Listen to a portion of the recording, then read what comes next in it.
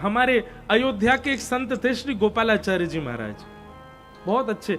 उनकी लीलाएं कभी कभी मैं कथा में सुनाता हूं। ऐसी लीला, ऐसी सेवा अपने ठाकुर जी की इस कली काल में और अभी पिछले 50 सालों में किसी ने नहीं की होगी।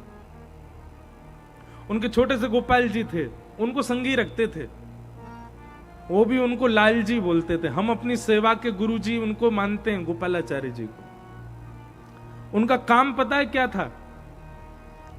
कहीं भी कुछ भी मिल जाता, उस वस्तु को कैसे ठाकुर जी की सेवा में लाऊं। जैसे कोई कपड़ा कोई भेंट में दे गया, अब ये कपड़ा से ठाकुर जी की पोशाक बने, ठाकुर जी की गद्दी बने, ठाकुर जी के जे बने। कोई कुछ दे गया, कोई कुछ देगा, वो हर वस्तु को तोड़ मरोड़ करके कैसे भी अपने लाल जी की सेवा में लेके आते थे। गोपालाचार्य जी परम विद्वान थे। वे अपने एक प्रवचन में कह रहे थे कि भैया, सब लोग इधर देखो। वे अपने एक प्रवचन में कह रहे थे कि जैसे आप अपने छोटे बालक को जब जैसे जैसे वो बड़ा होता उसको बोलना सिखाते हो, मैया बोलो, पापा बोलो, चाचा, दीदी आ जाए तो बोलते दीदी, पर उसको हम धीरे धीरे बोलना सिखाते हैं। जैसे ही वो बालक पहला शब्द उच्चारण करता है, पापा, पूरे घर में कितनी खुशी होती है, कितना आनंद होता है। फिर वो बोलने लग जाता दीदी, ऐसे करके वो 2-4 शब्द बोलना सीख जाता है। और कुछ समय बाद वो थोड़ी तोतली वाणी में बातें बनाना शुरू कर देता है, कुछ का कुछ बोलता है। लेकिन कुछ आयु के बाद वो इतना बोलता है कि फिर माता जी छड़ी लेके ही दौड़ती हैं कि शांत हो जा, बोलता ही क्यों रहता है तू, शांत क्यों नहीं होता है। उसको पहले से समझाना पड़ता, देख आज घर पे हमारे मेहमान आ रहे हैं, आज बोलना नहीं, हाँ, उनके सामने चुपचाप रहना, ज्यादा नहीं बोलना। तो वो ऐसा ही उदाहरण देते थे गोपाल जी के लिए। बोले भैया, जब भी गोपाल जी के सामने जाओ, परिवार का हर सदस्य अपने आप को कुछ बना के जाए और ठाकुर जी से जाके गए, जय जय, जो भी आप अपने ठाकुर जी को बोलते हो, गोपाल जी, गोविंद, माधव, जो भी बोलते हो वो ऐसे कह के बुलाओ और अपना परिचय दो।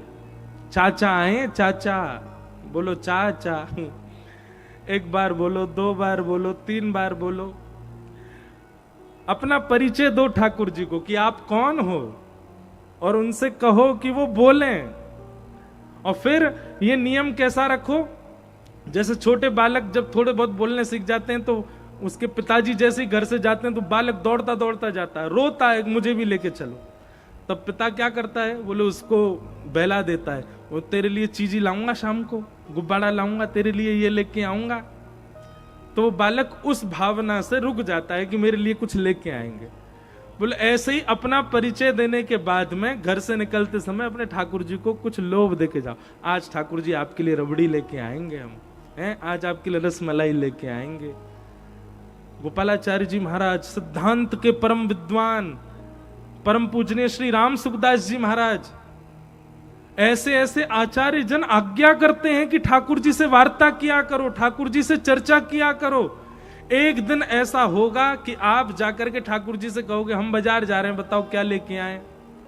ठाकुर जी कहो तो आपसे बोल दें कि सुनो, बाकी सब तो अशुद्ध बनता है, कहीं से बढ़िया दूध की मावा की कोई रबड़ी लेके आओ हमारे लिए, मावा का कुछ मिष्ठान बनवा के लाओ।